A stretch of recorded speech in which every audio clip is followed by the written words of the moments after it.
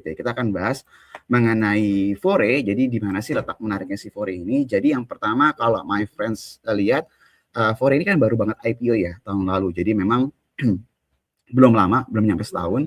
Tapi memang kalau kita perhatikan si Fore ini adalah tipikal saham yang bisa dikategorikan sebagai fast growing company. Jadi yang memang senang nyari alpha, terus senang yang nyari perusahaan yang pertumbuhannya itu double digit, tapi double digit yang mengarah ke triple digit ya, yang naiknya kenceng banget ya, salesnya bisa 30-50% dalam beberapa waktu ke depan. Nah ini tipikal saham ini seperti ini nih my friends. Jadi kalau misalnya kita lihat dari laporan keuangan yang terakhirnya Fore, kalau misalnya my friends bisa perhatiin, ini kelihatan jelas ya dari sisi salesnya dia, dari sisi revenue itu naiknya emang sangat signifikan banget ya, dari 727 miliar menjadi 1,041 triliun. Dan kalau my friends perhatiin juga dari sisi bottom line juga dari sisi labanya si Fore ini juga kalau misalnya my friends perhatiin ini juga mengalami kenaikan yang juga signifikan yang dibandingkan periode sebelumnya nih. Kalau my friends lihat dari sebelumnya 42 miliar menjadi 60 miliar. Jadi kenaikannya itu sekitar hampir 50%-an. Jadi ini memang tipikal perusahaan yang pergerakannya itu sangat signifikan sekali atau fast growing company lah kalau kita boleh bilang. Nah, biasanya tipikal perusahaan seperti ini dihargainya atau divaluasi itu memang mahal pasti di market.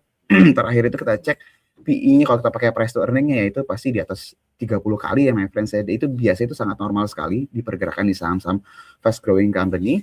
Tapi yang kalau kita perhatikan apakah ceritanya ini ke depan masih menarik atau tidak, ada beberapa hal yang mau kita perhatikan dalam beberapa kuartal ke depan nih my friends. Yang pertama kalau misalnya my friends lihat di sini mereka itu memang sudah menyebutkan bahwa mereka akan agresif menambah outlet yang mereka miliki ya.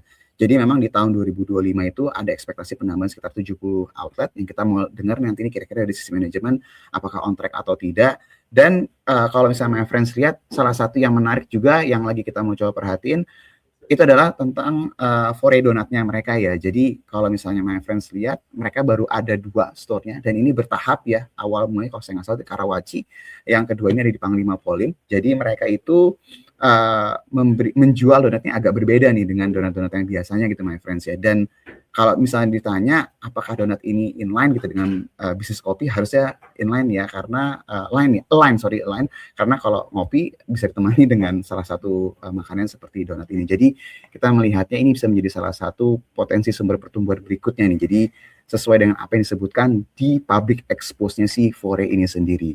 Nah, memang kalau misalnya my friends lihat yang harus kita pahami adalah pergerakannya Fore ini likuiditasnya memang nggak terlalu besar ya, tapi tipikal fast growing company ini ketika nanti tesisnya atau apa yang diberikan statement sama manajemen itu on track, itu kecenderungannya harga marketnya itu akan bisa segera mengikuti. Jadi kita melihatnya Fore bisa menjadi salah satu pilihan untuk my friends yang nyari alpha ya, saham-saham yang fast growing company. Tapi ingat ya, volatilitasnya pasti akan sangat tinggi sekali di tipikal saham-saham seperti